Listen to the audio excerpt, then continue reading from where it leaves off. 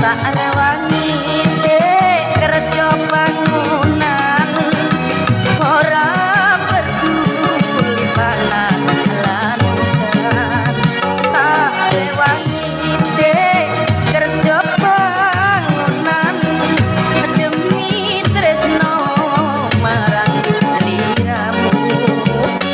aku ora nyono kowe arep lunga teko temen kowe ninggalno aku ora nyono kowe arep lunga teko temen kowe ninggalno aku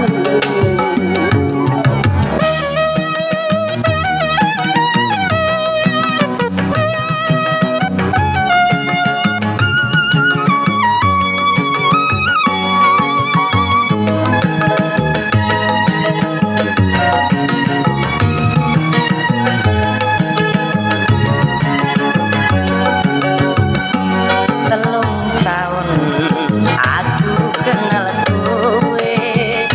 hubungane padha ora getih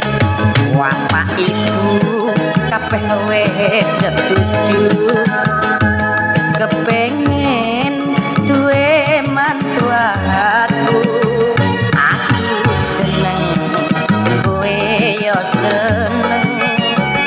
padha-padha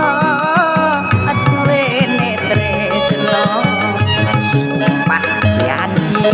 ning pinggir